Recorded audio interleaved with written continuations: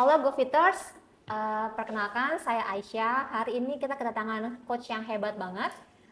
Kita perkenalkan namanya Coach Matias Ibo. Halo Siang, Coach. apa How's it going? kabar? Aisyah, Baik-baik. sehat? Sehat, sip. Awesome. Aku manggilnya Coach aja ya. Coach boleh, nama langsung Matias juga boleh. Nggak ada masalah sama sekali. Ya, santai aja ya Coach Yes, ya. yes, yes.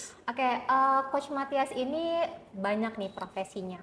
Ahli fisioterapis, ahli nutrisi, maratoners juga, pelatih juga. Nah, sebelum kita tanya lebih jauh lagi, kita tanya dulu sekarang, backgroundnya Coach Matias tuh tiba-tiba ada di Indonesia, bisa jadi pelatih ini itu tuh seperti apa sih Coach? Sebenarnya simpel ya, kan memang saya lahirnya di Indonesia. I see. Kemudian sampai dengan SMA memang di Malang ya.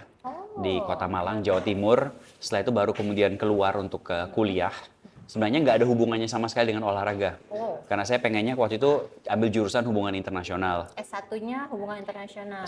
Sebenarnya, tapi akhirnya waktu di luar sedikit repot dengan kuliahnya, jadi saya mengambil dulu di bagian youth work. Jadi itu lebih banyak kerjaan anak-anak muda, jadi membantu rehab mereka yang anak-anak muda yang bermasalah misalnya dengan obat bius dan ganja dari single parenting gitu. Jadi itu di Irlandia, di UK, di Belfast ya. Nah kemudian pada saat saya sedang bekerja di sana dan kuliah itu sambil bermain bola tentu saja, karena itu hobi kan bermain bola di Oke. kampus, dan di situ ada yang namanya sport fisioterapi. Nah, saya nggak tahu tuh sport fisioterapi itu apa, karena waktu di Indonesia rata-rata kan kita tahu profesi itu apa, cita-citanya apa? Pengacara, jadi dokter, jadi pilot, udah. Yang lain tuh nggak ada yang lainnya, jadi benar-benar buta. Jadi lah sport fisio ini apa? Nah, dia menjelaskan bahwa saya tuh membantu kalian di tim, membantu untuk menjaga fisiknya, untuk mencegah supaya nggak terjadi cedera, kemudian sekaligus juga untuk ada melatih seperti di gym dan seterusnya. Wah, saya menarik, wah asik banget nih, dia bilang, maksudnya bermain bola terus sekaligus hobi. Nah, setelah itu saya langsung mencari di mana saya bisa melakukan kuliah sport fisioterapinya, dan karena pada saat itu kebetulan di Eropa lebih gampang untuk kuliah di Belanda dibandingkan negara lain karena ada hubungan Indonesia Belanda, lebih gampang ya. Jadi saya pergi ke open day-nya di salah satu universitas di Utrecht, dan kemudian mulailah dari belajar menjadi seorang sport fisioterapi di situ.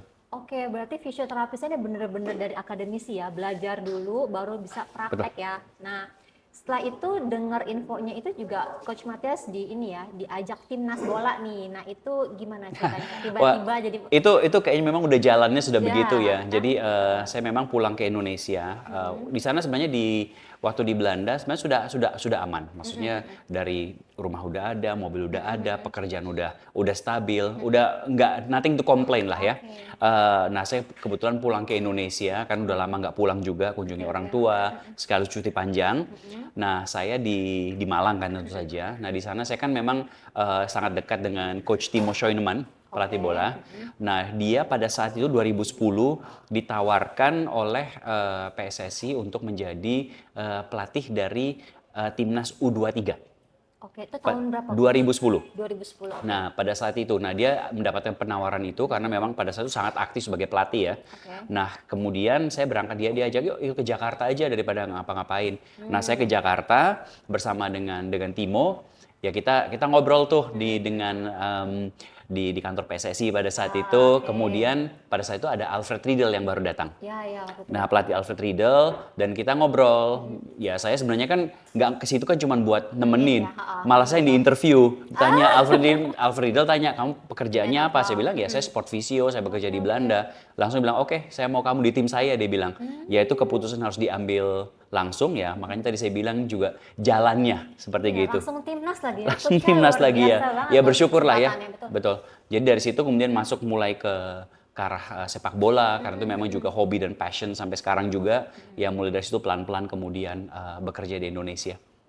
Berarti mengenalkan pertama tuh gimana coach sama coaches sama pelatih Indonesia tentang fisioterapis, kan nggak semua pada saat itu Betul. paham ya. Itu Betul. gimana? Memang fisioterapi pada saat itu sudah ada. Saya kebetulan pada saat itu bekerja dengan Isar ya, Bang Isar. Dia sampai sekarang juga masih menjadi fisioterapi dari Persija Jakarta.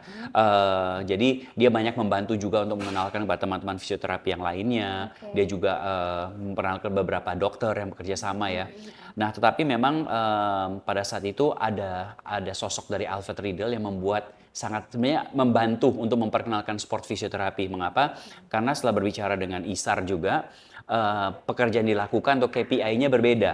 Oh, Itu oke. berbeda. Jadi apa yang diterapkan di sini dengan apa yang saya biasa dan protokol saya kerjakan di Belanda berbeda. Nah, Beda, ini oke. membantu dengan adanya pelatih, ya dia juga membantu untuk memperkenalkannya pada pemain-pemain. Contohnya misalnya begini, ada pemain yang cedera di dalam tim ya, kita lagi pemusatan training, ada yang cedera, akan ditanya dengan Coach Alfred, siapa yang cedera di sini? Misalnya pemain A, saya cedera. Oke, kamu hari ini tidak ikut latihan utama Dipisah dengan ya? tim, kamu latihan tersendiri Iya, betul. dan melakukan pemusatan rehabilitasi sampai sembuh, baru bisa bergabung dengan tim lagi. Nah, ini sesuatu yang belum Belum terbiasa. pernah, betul.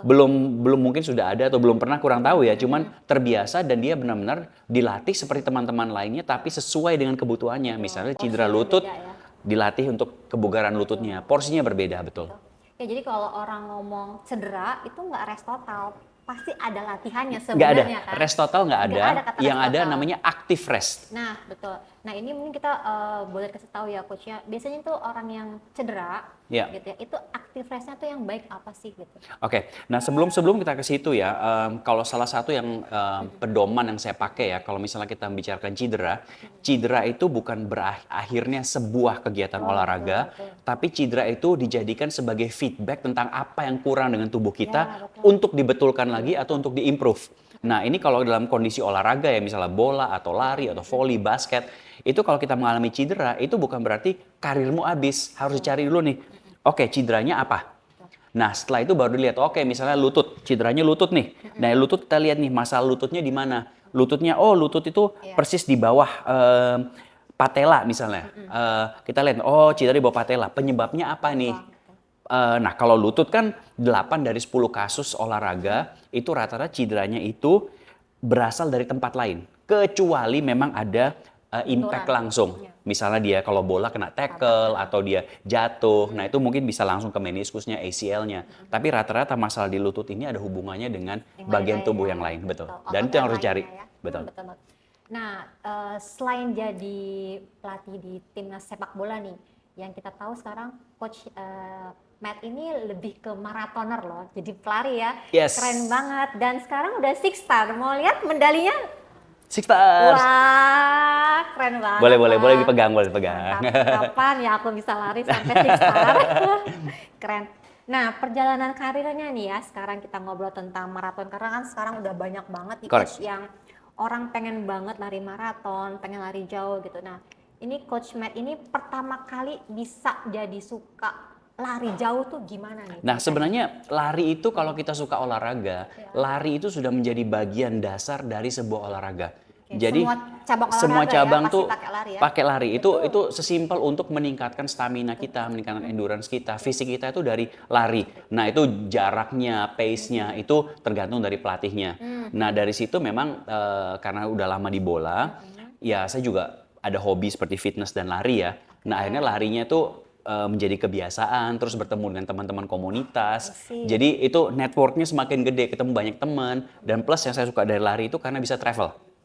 Alasan untuk travel. Jadi misalnya, wah pengen ke mana gitu. Ini kayak baru dari Taiwan kemarin minggu lalu maraton.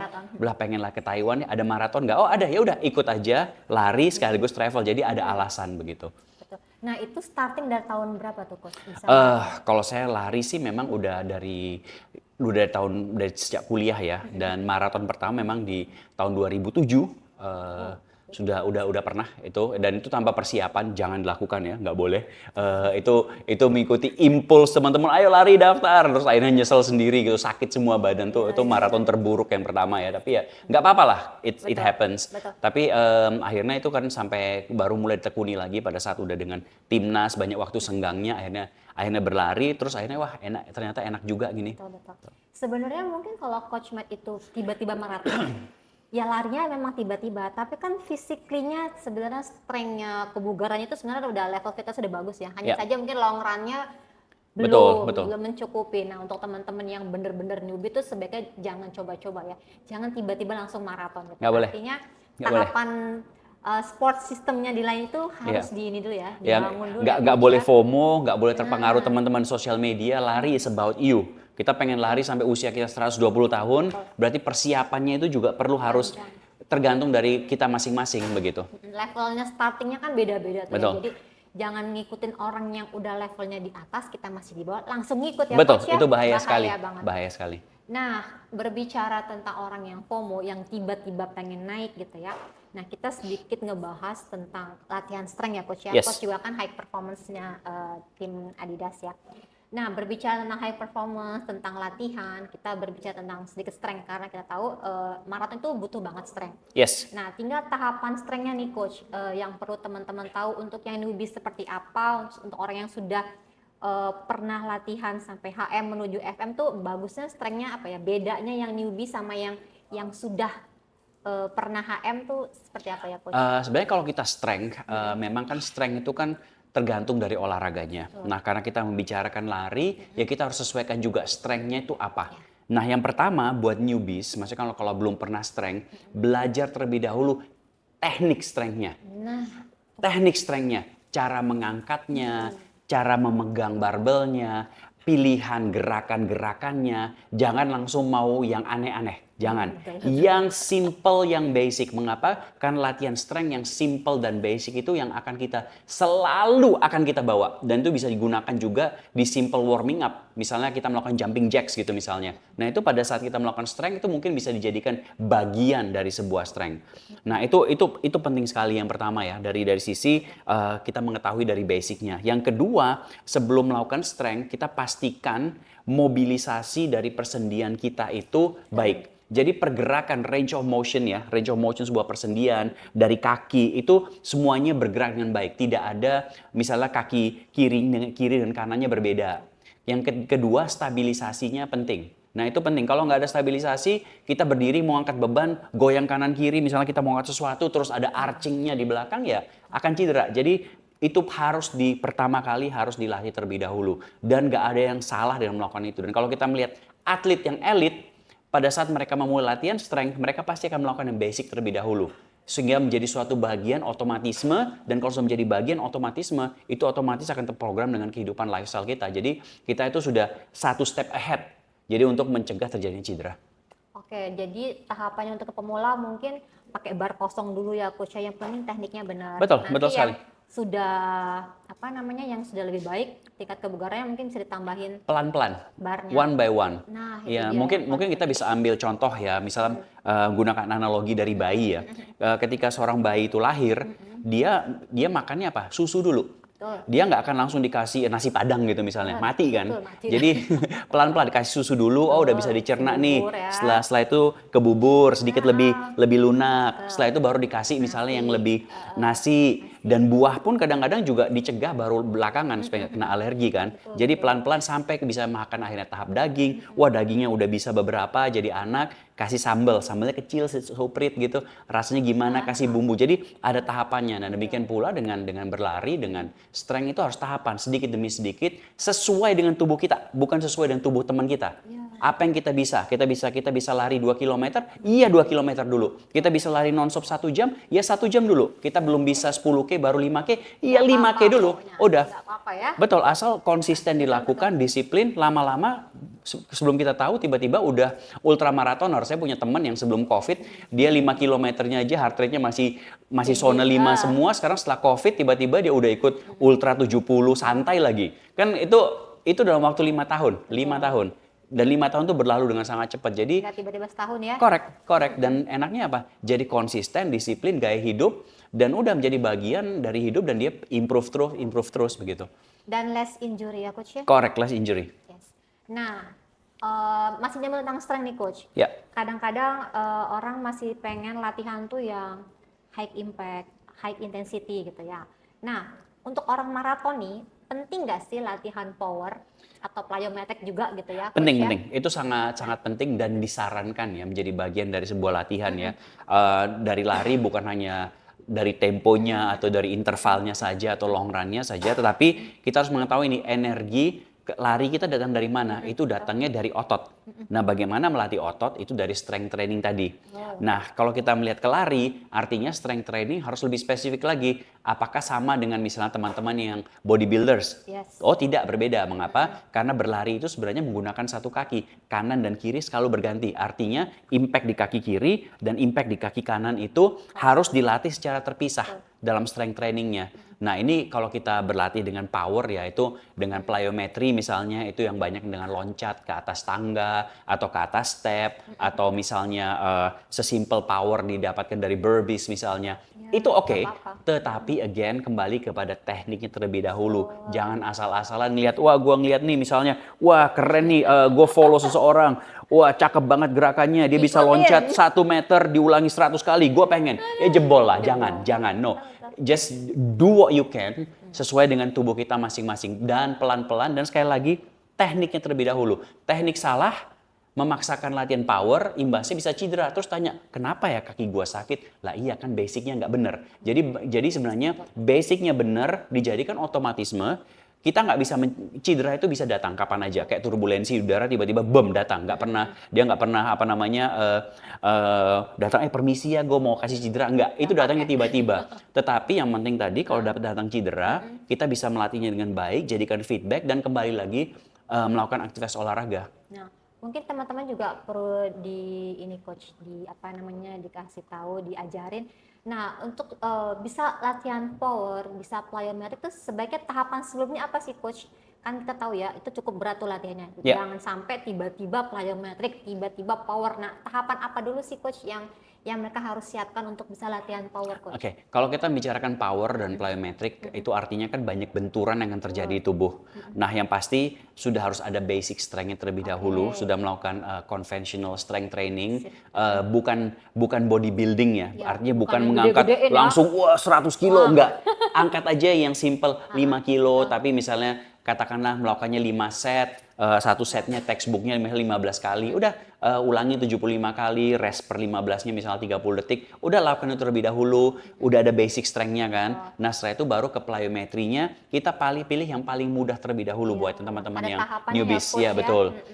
Sesimpel kalau kita mau belajar loncat, ambil plate yang ada di gym, atau kalau nggak ada pakai step atau anak tangga yang kecil, kita loncat aja pendek itu mungkin 5 cm, itu cukup. Mungkin kelihatannya wah nggak ada apa-apa nih, nggak kerasa. No, itu ada impact-nya buat tubuhmu. 5 cm terlebih dahulu, ulangi beberapa kali. Setelah itu naik ke 10, setelah itu naik ke 15. Setelah itu kita lihat lagi, oh tadi 2 kaki, sekarang kaki kanan dulu, sekarang kaki kiri dulu. Setelah di atas, kalau kita loncat ke atas berarti harus belajar loncat ke bawah, bukan hanya naik saja, tapi harus belajar dengan landing. Mengapa? Karena pada saat kita berlari, landing itu sangat-sangat penting untuk juga berlari. Karena dengan landing yang bagus, ketika landingnya benar, itu akan bouncing energi ke depannya lebih bagus. Tapi kalau landingnya berat dan salah, ini akan susah untuk ke depannya. Akhirnya kita akan mengangkat kaki kita terlalu tinggi, mulailah masalah dengan lutut, dengan shin splint, dengan hip.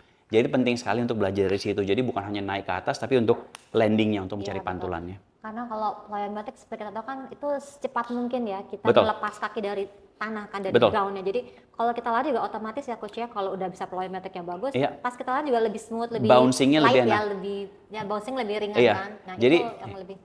Jadi kita bisa lihat kalau misalnya teman-teman yang berlari ya, misalnya kita lagi di CFD atau di track, teman-teman yang misalnya lihat wah larinya kenapa enak, perhatikan biasanya mereka lari tanpa bunyi. Kakinya tuh beneran, tapi yang larinya brak bruk. Nah itu kalau teman-teman masih larinya ribut ya, satu nggak bakat jadi maling, yang kedua itu akan mengakibatkan banyak cedera karena itu terlalu berat landingnya, harus smooth ya. Sayang sepatunya juga ya coach. Sayang sepatunya betul. Mahal-mahal kan. Betul. Masih bersih larinya tapi ya. Iya betul, berisik. Oke, nah udah nih kita tahu ya sekarang latihan strength itu tahapannya harus apa sih, jadi jangan tiba-tiba langsung plyo. Juga tadi udah bahas tentang rest aktifnya cedera. Nah sekarang kita bicara ngobrol sedikit tentang nutrisi nih coach. Nutrisi. Yes, karena banyak runners taunya mungkin cuma carbo loading gitu ya. Paling enak soalnya itu kan. Iya benar. Nah sekarang aku pengen nanya nih, yang baik nih persiapan umumnya khususnya sampai pra kompetisi ngomongin gizi nih seperti apa? Prosentasenya seperti apa? Nah, pertama kalau kita membahas gizi, ini sebenarnya konsepnya persis sama dengan latihan beban, dengan latihan lari. Nutrisi itu pun harus dilatih. Jadi kita harus tahu tubuh kita ini cocoknya dengan apa. Ya, Nah, jadi contohnya begini, kalau misalnya kita di sini kan karbohidratnya banyak nih. Kita banyak. kita bicarakan karbohidrat dulu. Ada Indonesia banyak. nasi, ada mie, Iya, ada singkong. jagung, ada Betul, singkong. betul. Pilihannya banyak. Dan Banyak. teman-teman biasanya karbo loading itu karbo di atas karbo. Nasi dicampur mie, Mie. campur kentang, campur jagung, campur Kenyang ubi. banget. Ampun deh. Terus Ampun deh. proteinnya mana? Nggak ada. Lemak yang sehatnya mana? Nggak ada. Jadi karbo di atas karbo. Iya, Terus iya, ya iya. dengan kemudian disalahkan nasinya. Nasinya. Padahal itu kan komponennya Temennya, lengkap. iya, Betul. temennya nasi banyak. Jadi sebenarnya kalau kita mau berlari, kita pertama harus cari dulu mana yang cocok dengan kita atau fueling atau energinya. Betul. Kalau saya bicarakan nutrisi kepada teman-teman yang berlari, itu coba disinkron dengan program latihan larimu. Kita mulai dengan yang paling gampang deh, weekend, Sabtu atau Minggu di mana teman-teman melakukan long run. Long run tuh itu similar atau mirip dengan pada saat melakukan race. Artinya membutuhkan energi yang banyak di situ. Kita biasanya membutuhkan carbo loading. Nah, teman-teman yang mengikuti HM atau 10K bahkan atau maraton pasti ada week, wah yuk kita carbo loading makan rame-rame. Pasti ada kan? Nah, ini bukan hanya saja sebelum race, tapi coba dibiasakan dijadikan latihan sebelum melakukan long run di weekend. Misalnya hari weekend ini besok, gue mau long run misalnya 12 kilo atau 18 atau 24 ya tergantung program masing-masing. Berarti hari Sabtunya coba dulu, oke besok gue long run, gue coba deh Makan segini gimana cari ya? fuelnya gimana. Gue coba dulu deh makan nasi misalnya 75% dari piringku isinya karbohidrat. Kita pilih dulu nasi, kita latih. Oke. Nasi, kemudian ya lauknya masih bebas dulu ya, mau kasih ayam lah, pokoknya sayur, buah, terserah. Nah hari Minggunya kita larikan. Minggu depannya ada long run lagi, jangan makan nasi, coba lagi. Gimana kalau hari ini gue coba misalnya ubi. Oke, gantinya nasi Ganti. ya. Minggu depannya coba lagi misalnya spaghetti gitu. Jadi sudah ada 3 nih, nasi, ubi dengan spaghetti. Jaraknya sama long run-nya. Nah, kita lihat nih, mana sebenarnya yang paling efektif dalam larinya. Heart rate-nya kita lihat, jaraknya, efektivitas larinya enteng atau enggak. Kadang-kadang atau pagi nih, bloated atau enggak, terganggu mau ke kamar mandi atau enggak. Kita lihat, ternyata nasi kurang cocok nih. Tapi begitu gua makan ubi, wah kok paginya enak banget. Larinya oke, heart-nya rendah, larinya enteng. Nah, pasti teman-teman merasa tuh ada satu momen di mana wah kayak keluar lari tiba-tiba 18 kilo kayaknya udah berlalu pengen nambah lagi 10. Oke. Nah, itu kita lihat nih. Nah, kita latih. Nah, itu dipegang nih. Oh, ternyata ubi ini cocok. Nah, kita kita kasih cross check, oke. Ubi, setelah itu minggu depannya kita coba lagi. Kalau masih menghasilkan hal yang sama, artinya cocok you ya. know kalau ada race yang penting mencari PB, ubi itu menjadi karbohidratmu. Nah, ini contohnya ubi. Nah, bisa juga ternyata ubi nggak cocok. Nah, kita pernah di komunitas Ideas Runners, kita ada beberapa pilar sport science. Oke. Kita ada satu program namanya Pit Stop. Pit stop. Pit Stop ini adalah program di mana teman-teman itu diwajibkan membawa segala macam bentuk makanan yang belum pernah mereka konsumsi. Oke, coba. Dicoba. Jadi mereka coba. Jadi menariknya hampir setengah dari teman-teman yang berlari dan mengkonsumsi pisang pada saat berlatih, perutnya mules.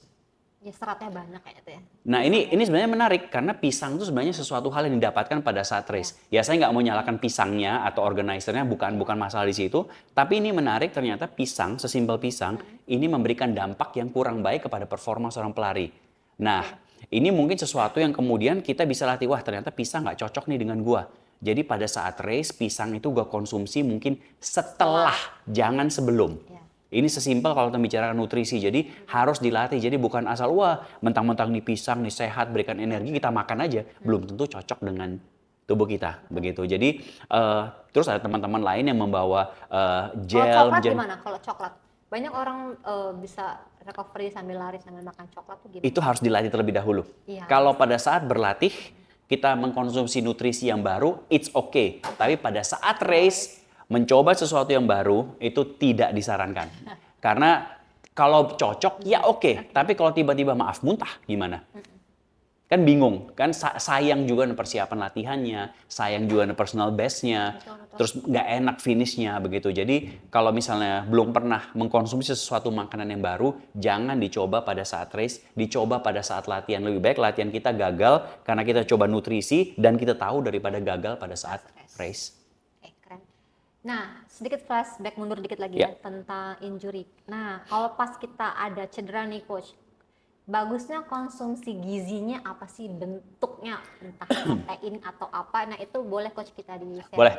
Kalau misalnya kita cedera, ini perkara lainnya. Kalau Iya. kita cedera, yang pertama itu kita harus melihat itu masalah utamanya apa. Oke. Itu yang harus diselesaikan. Jangan sampai kita hanya melakukan rehabilitasi terhadap simptom-simptomnya. Nah, simptom-simptom ini misalnya rasa ngilunya, itu yang penting ya, ngilu harus hilang. Rasa kayak, wah kayaknya kesemutan nih, kaki gua kayaknya panas, kayaknya berat, kayaknya nggak enak. Ini semuanya simptom. Itu di-treat, itu absolutely fine. Tetapi kita mau tahu penyebabnya itu dari mana. Sesimpel gini, kita berdua nih lagi di sini, kita sama-sama suka berlari, sama-sama memiliki shin splints. Bisa saja penanganan dari shin splints kita itu berbeda. Iya. Padahal tapi kan shin Sama-sama splint, ya lokasinya seharusnya kan ya. shin splint kan ya udah di atas tulang kering di sini atau di bawah karena dua bentuknya. Ya udah latihannya ya sama, tetapi berbeda. Bisa saja misalnya dari saya ini shin splint saya masalahnya ternyata karena mobilisasi dari ankle saya kurang bagus. Oke, yang Peletakan saya bagus kakinya. gitu ya. Iya. Yang ini nggak bagus. Gitu Mbak ya, Aisyah ya. bagus. Nah, kemudian ternyata di situ masalahnya apa? Oh, pada saat berlari hipnya ngedrop. Hipnya ngedrop, lututnya jatuh ke dalam, terjadi overstretching dari shinnya, dari otot bagian bawah, tibialisnya. Overstretch pada saat berlari akhirnya mengakibatkan iritasi dan penanganannya otomatis berbeda. Penanganan saya dari sisi mobilisasi ankle supaya menjadi lebih bagus, penanganannya Aisyah Beda lagi. penguatan dari gluteus medius ya. berbeda. Jadi ini yang harus dicari kalau kita cedera, pastikan menemukan masalah utamanya. Nah, ini sebenarnya tips buat teman-teman yang cederanya sering kali kambuhan. Kambuhan dalam 1 tahun hamstringnya kena 25 kali ya. Itu berarti perawatannya nggak benar. Sorry to say, nggak benar. Harus dicari masalah utamanya apa. Cedera kan again bisa kembali, bisa kambuhan, tetapi nggak sebanyak itu juga begitu. Kadang belum tuntas ya. Betul, ya, betul. Rehabnya belum tuntas, latihan lagi. Nah itu mungkin Betul. yang menyebabkan Ya, cedera betul, berulang. harus gitu ya. disesuaikan active rest, harus latihan strength-nya dan benar, disesuaikan. Sebenarnya cedera ini kalau buat saya sih kadang-kadang bukan sebenarnya menyenangkan dalam tanda kutip. Menyenangkan mengapa? Karena pada saat kita cedera, kita ini kembali melakukan hal-hal yang basic. Iya, betul. Kita kembali kepada teknik berlarinya, teknik mengangkatnya, teknik strength-nya, kembali kepada hal-hal dasar, membetulkan masalah-masalah kecil dalam tubuh. Jadi pada saat cederanya beres, itu sebenarnya performanya bisa jauh lebih bagus dari teman-teman yang tidak pernah cedera. Iya. Dan itu fakta. Kalau di bola kelihatan sekali itu. Karena otot yang rusak itu begitu direcover dengan bagus, tumbuh otot lebih bagus ya. Betul. Dan itu di mana nutrisinya penting. Ya, Tadi kan kita karena nutrisi juga dibantu ya coach. nutrisinya. Nah, sekarang kita melihat nih apa yang membuat bahan baku otot pertanyaan salah. Bahan bakunya otot tuh apa sih sebenarnya? Itu semua hal yang berhubungan dengan protein. Nah, itu dia maksudnya. Itu Kadang-kadang orang malas protein ya coach, takut gendut, takut apa lemaknya. Betul. Nah, itu yang ya harus kalau dipahami. over eating juga nggak bagus ya, maksudnya kan. Tapi protein itu sangat penting, dan kalau kita cedera sebenarnya saya menyarankan protein itu dikonsumsi sebelum tidur ya, sebagai makan malam. Mengapa? Di malam ya. Makan malam proteinnya masuk dalam tubuh ya, jangan langsung sebelum tidur juga, mungkin 3-4 jam sebelumnya ada protein masuk dalam tubuh.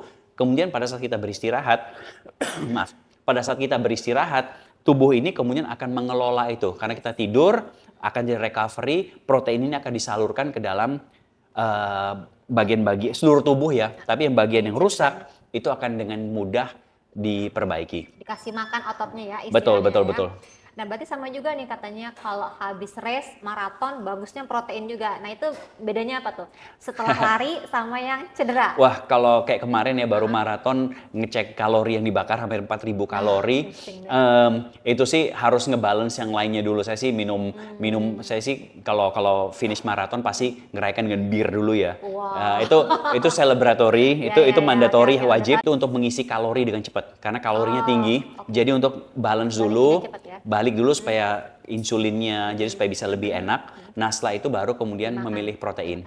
Nah, proteinnya karena kan terjadi kerusakan otot yang luar biasa ya, dari ujung rambut sampai ujung kaki ya. Betul, rusak Jadi semua tuh ya. rusak semua, rusak yang bagus ya, bukan. Bukan karena cedera, bukan karena latihan. Betul. Jadi ada shake-nya, ada proteinnya. Kemarin saya juga pasti yang jadi salah satu yang saya bungkus itu jerky, itu dendeng ya. dendeng. Oh, bawa bekal nih, bawa Iya bungkus kan bisa dendeng. nitip barang kan. Oke. Jadi dendeng itu yang apa jerky kan ada tuh yang keringan bisa Iya, kita bisa. beli. Nah itu untuk dikunyah aja itu enak makannya. Dan biasanya tubuh tuh seneng. Mengapa? Dia tubuhnya seneng kasih impuls. Ya gua lagi butuh ini. Iya, Jadi senang makan. Tapi itu again sudah dilatih ya. Jadi bukan asal wah bawa dendeng enggak. Udah memang sudah terprogram selama bertahun-tahun. Jadi tubuh udah tahu juga Itu sih makanan kesukaannya ya, Coach. makanan kesukaan. Dan kita harus mencari itu. Kita harus mencari Iya, itu. apa yang disuka yang kita Betul, bisa betul, makan betul, banyak betul. kan. Kalau enggak mual juga tuh. Nggak Betul, semua betul. orang kuat protein kan. Betul. Jadi penting memang untuk konsumsi protein dalam bentuk shake protein shake atau dalam bentuk daging misalnya atau dalam bentuk telur juga bisa. Nah, ini Kalaupun paling pengen nggak suka pengen makan jambu kristal atau bengkoang tuh kaya banget sama protein. So Baru tahu tuh. itu sama Buah-buahan juga. Ada juga Ada ya itu proteinnya bisa ya. dicari. I see. Ya. Oke, seru banget loh ini pembicaraan nih. Kalau nggak dibatasin nih mungkin kita sampai besok nggak selesai. Iya, boleh. Jadi seneng banget hari ini bisa ketemu Coach Tias, banyak banget yang dibahas ya. Karena memang ahlinya nih di high performance. Masih kan. belajar. siap. Belajar terus. Nah, nanti mungkin teman-teman yang mau bertanya lagi boleh nih nanti sama Coach Tias, karena Coach Tias kan sudah ini ya terkenal tuh di Instagram, tinggal Aduh, cari aja jangan. namanya. Nanti bisa di DM tanya-tanya. Lari bareng aja. Itu dia bisa kapan-kapan kita lari bareng. Kalau mau lari bareng sih boleh. Kalau saya memang fokusnya memang dengan komunitas Adidas Runners Jakarta. Yang pasti ini satu gratis free ya, boleh Yang ikut. Paling seneng tuh. Itu ikut. Kita ada kurang lebih 12 sesi per bulan. Sesinya yang terbagi dari newbies sampai kemudian yang advance. Nah, itu bisa dilihat di aplikasi namanya Adidas Running atau kalau apps-nya Running. Nah, di situ kita download, isi profile kita, terus cari tuh karena Adidas Runners memang terbagi dengan itu global komunitas global. Jadi kita cari nih Adidas Runners mana Jakarta. Nah, kita join di situ. Di situ ada program-programnya. Dan biasanya sudah ditulis nih. Ini buat newbies, misalnya 3 to 5 km running, pace-nya antara 6,5 sampai 8. Jadi kita tahu nih sebagai newbies, oh gue bisa nih. Tapi ada juga nih, kita ada sesi long run 12 dan 18 km. Nah kita tahu nih yang masih newbies mungkin jangan dulu karena bakal keteteran di 12 km 18. Nah Jangan itu jadi FOMO ya Coach ya. betul, jangan FOMO. Di situ ada sesi strength training, ada sesi running training, itu ada membahas tentang program-program lari yang dasar ya, basic dengan ABC drill-nya. Kemudian kita ada 2 sesi diskusi running sport science. Ini kita membahas semua topik yang berhubungan dengan lari. Jadi kita membahas misalnya sesi online kan pakai Zoom, kita membahas hari ini kita akan bahas tentang VO2 max. Jadi kita bahas tuh bongkar pasang VO2 max. Nanti prakteknya di lapangan kita akan melakukan latihan VO2 max itu bagaimana? Lebih gampang ya. Lebih gampang. Teman-teman tuh dapat teorinya, besok ke praktek kan. Betul, jadi lebih 2. gampang. Sip. Jadi is free dan kalau mau datang nggak usah pakai aparel Adidas, nggak apa-apa. Kalau buat teman-teman yang pengen ikut lari nggak ada masalah, tidak ada kewajiban untuk itu. Hanya karena memang namanya Adidas Runners Jakarta ya memang terlibat di situ wajib. Tapi buat teman-teman yang pengen join tidak ada kewajiban untuk menggunakan 3 stripes. Wah, sip. Keren banget nih. Oke, Coach Tias, sekarang kita akan membahas tentang mitos atau fakta. Ya. Asik. Yang pertama nih, kebanyakan minum Yes. sebelum lari itu baik atau tidak? Mitos. Mitos. Mengapa? Karena justru kita harus berhati-hati pada saat minum itu penting ya, jangan salah, minum itu penting. Ya. Tetapi kalau kita minum terlalu banyak, efeknya itu adalah darah kita juga akan menjadi sedikit lebih encer. Nah kalau darah itu menjadi terlalu encer, otomatis pada saat kita berlari, pengikatan oksigen di dalam darah itu akan menjadi lebih sulit. Sehingga kemudian heart rate kita akan cepat naik. I see. Jadi itu suatu hal yang harus dihindari ya. Saya nggak melarang ke minum secukupnya. Bertahap mungkin ya. Bertahap. Dan kalau bisa, kalau sudah berlari, itulah fungsi dari water station. Setiap 2,5 km. Mengapa setiap 2,5 km? Karena secara sport science atau secara sains itu kita dalam berlari itu harus minum sedikit demi sedikit maksimal setiap 15 km atau 15 menit atau 2,5 km. Minum itu dalam mulut bukan di atas kepala. ya, bukan diguyur. Diguyur. Minum 2-3 teguk udah cukup, tapi secara konsisten. Itu penting sekali. Ini satu. Yang kedua, mengapa harus minum setiap 15 menit? Karena kan kita sekarang sudah tahu nih kayaknya dengan ilmu semua yang ada, kita udah mengetahui tentang adanya dehidrasi, heat exhaustion, heat stroke, dan seterusnya. Apalagi cuaca panas ya. Betul. Dan salah satu ciri dan salah satu simptomnya adalah haus. Nah, kita ini kalau sudah haus itu artinya dehidrasi tubuh kita ini sudah antara 2-4%. Nah, kalau kita pass out atau pingsan dan kondisi berbahaya, ini antara 12-15%. Jadi kita udah melihat nih, ini udah hampir 25%. 25%, 30% dehidrasi tubuh. Jadi usahakan jangan sampai haus sekali baru minum. Kita tetap aja minum, walaupun nggak haus pada saat berlari, minum 2-3 teguk. Mengapa? Karena itu tetap menjaga supaya terjadi cairan tubuh dalam tubuh kita tetap ada, begitu. Sip. Berikutnya, mitos atau fakta? Semua pelari membutuhkan suplemen vitamin. Pasti, itu sih fakta. Perlu penting sekali ya vitamin, suplemen, karena kan tubuh kita pengen berlari dengan baik. Kita tetap ingin menjaga kualitas dari vitamin dan mineral dalam tubuh. Itu juga membantu untuk meningkatkan performa. Itu membuat kita nggak gampang sakit. Imunitas tubuh kita tetap terjaga. Karena kalau berlari kecapean tuh sebenarnya imunitas tubuh kita tuh rendah. Kena hujan seperti sekarang, flu gitu. Nah itu kan artinya kan tubuh kita imunitasnya lagi low.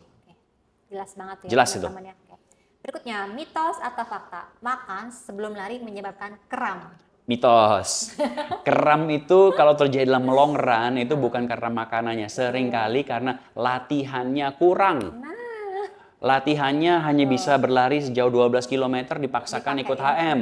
Ya of course akan hit the wall kilometer 17-18 karena tubuh nggak terlatih untuk ke arah situ. Makanan ini kita gunakan untuk membantu tubuh kita untuk recovery, untuk memberikan energi sesuai dengan latihan kita, untuk membantu kita untuk bisa beraktivitas setiap harinya. Jadi bukan untuk makan sesuatu dan mencegah kram. Ya memang kalau kita udah berlari, mengikuti race atau maraton atau ultra atau HM ya, kita sudah menggunakan gel, itu penting ya untuk menambah energi, atau ada salt stick untuk menambah supaya tetap garam dan mineral tetap terjaga dalam tubuh kita. Mitos atau fakta? Minuman energi adalah sumber hidrasi terbaik untuk pelari. Mitos, karena minuman itu bukan hanya minuman energi saja, ada isotoniknya, ada air biasa juga. Jadi tergantung kapan kita mengkonsumsi mereka. Yang penting ininya ya, kapan harus di-intake-nya. Betul. Kalau isotonik sih memang lebih baik kalau kita memang sebelum, pada saat juga kita harus mengkonsumsi ya. Makanya di water station juga ada pilihan air dan isotonik. Kalau mau minum dua-duanya nggak apa-apa, tapi pilih salah satunya. Tapi kalau misalnya sudah kilometer akhir, water station misalnya 10 km, water station antara kilometer 7-8, usahakan minum keduanya. Keduanya harus imbang. Oke, mitos atau fakta? Suplemen protein diperlukan setiap selesai latihan. Wajib. Fakta. Mengapa? Karena seperti yang sudah kita bahas tadi, ketika kita berlari, otot kita tuh rusak secara baik dan perlu regenerasi, perlu diperbaiki, dan bahan baku dari perbaikan otot adalah protein.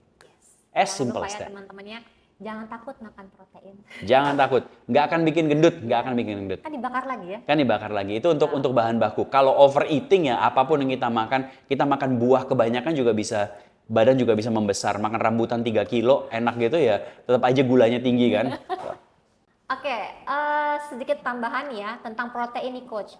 Kadang-kadang orang suka lupa nih, saking sukanya protein, dia intake juga tuh makanan sebelum lomba. Nah itu gimana kira-kira? Sebenarnya kalau dari friendly advice saya, sebenarnya jangan mengkonsumsi terlalu banyak atau overconsume protein sebelum race. Mengapa? Karena protein itu walaupun bisa mendapatkan energi, itu bukan the best energi yang didapatkan. Itu lebih untuk bahan baku, untuk recovery tubuh. Jadi lebih memilih karbohidrat. Kalau misalnya nggak pengen makan yang berat, ya jangan juga sebelum race makan berat ya. Ada gel. Kita kan kalau biasanya lihat teman-teman berlari pada makan gel sebelum mulai race, nah itu kan gel itu kan energi, itu kan ada karbonya, cepat prosesnya. Itu bukan minum shake kan, itu jarang sekali. Jadi lebih baik tidak disarankan. Pure karena timingnya yang kurang tepat dari sisi itu. Jadi jangan salah pilih ya, protein setelah berlari, jangan mendekati race. Yes. Gitu ya Coach ya. Ya. Oke, thank you banget ya Coach Tias. Mudah-mudahan nanti kita bisa lebih banyak lagi ngebahas tentang Harus high dong. performance runner. Harus ya. dong. Sip. Thank you Coach. Thank you. Yeay. Oke. Salam sehat. Yes.